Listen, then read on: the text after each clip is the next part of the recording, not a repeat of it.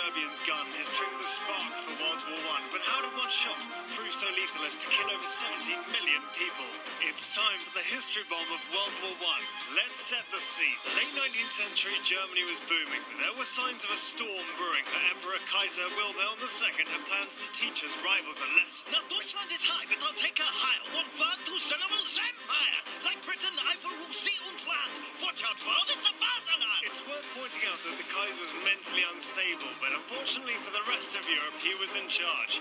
Germany's neighbours started to take Hey notice. Russia, have you heard this guy? I'm thinking of putting my army on standby. I know, Cousin Willie is giving me nausea, and now he signed an agreement with Austria. So tell her where we've got your back. We'll be here if the Kaiser attacks. It was against this backdrop that Gavrilo Princip, a young Serbian nationalist, shot dead Archduke Franz Ferdinand, the heir to the Austrian throne, setting off a terrible chain of events. Are you ready? Let's go. Austria and Germany attack into Serbia, who allies with Russia. Didn't mention that earlier. Russia gets ready to advance, and that brings in their pals, France. Germany attack France as quick as they can, adopts an approach called the Schlieffen Plan. They go through Belgium, awful decision, as Belgium have friends, namely Great Britain. In come Italy. Now let's join the advance with the first British troops fighting in France. Get down, boys. We must take cover, or there'll be more machine gun fodder. Good Lord, those howitzer shells are big. Without delay, quick chaps, dig! By November 1914, 400 miles of barbed wire and mud stretched from the Alps to Belgium.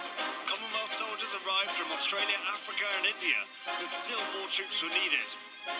Men of Britain, there's much to do. Your time is now. Your country needs you. Sir, we've just had news from Gallipoli. Yes, against the Turk. A resounding victory. No, sir, 500,000 casualties and a telegram. Send help, Oh please. dear. Back in the trenches, there was more to fear as chemical weapons began to appear.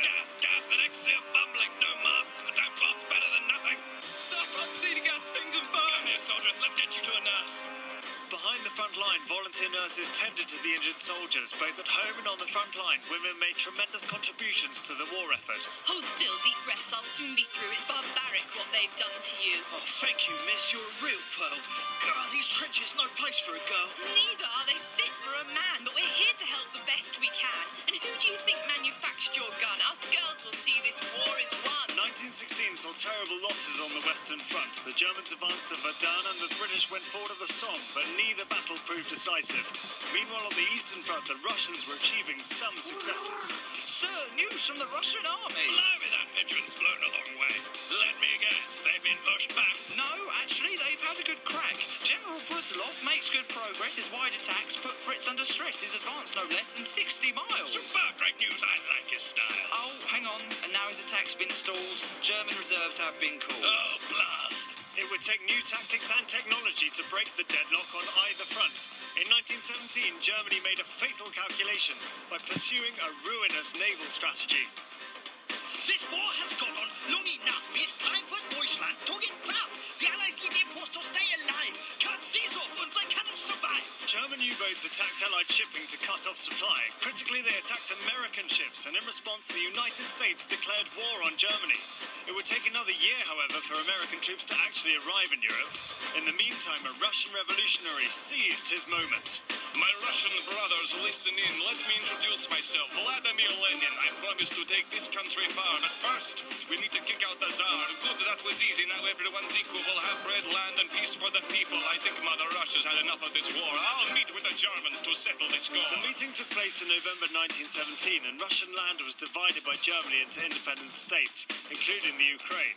With Russia now out of the war, the Germans moved all efforts to the Western Front and planned a colossal effort in the spring of 1918.